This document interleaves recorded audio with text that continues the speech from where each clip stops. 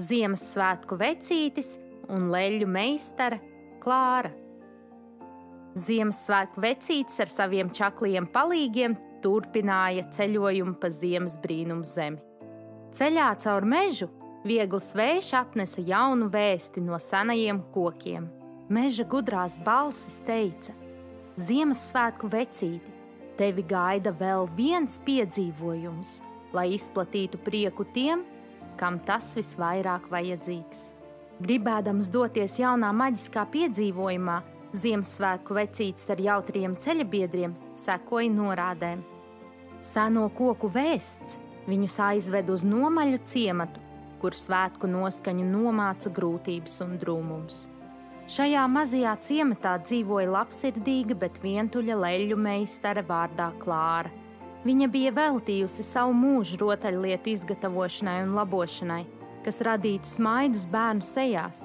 Tomēr ciematam paliekot arvien vientuļākam, viņas svētku darbiem neviens nepievērsa uzmanību. Ziemassvētku vecītis, ieraugot pieticīgo Klāras darbnīcu, kopā ar palīgiem bruņojušies ar maģisko putekļu maisiem, izkaisīja tajā prieku un siltumu.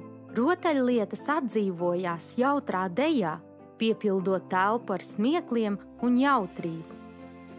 Klāra, pārsteigta par negaidīto Ziemassvētku brīnumdaru ierašanos, sajuta sirdī siltumu, kādu nebija piedzīvojusi jau gadiem ilgi.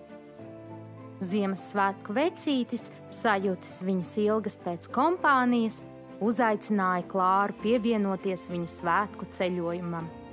Priecīgi mājot, Klāra pieņēma svētku burvību un pievienojās jautrajam palīgu pulciņam. Kopā viņi turpināja priecēt tik vienu ciemata stūrīti, izgaismojot mājas un cilvēku sirdis ar svētku burvību.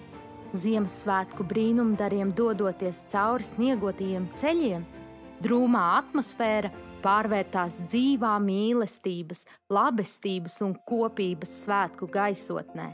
Klāra svētku sajūtu pārņemta apdāvināja katru ciemata iedzīvotāju ar pašas veidotajām rotaļlietām.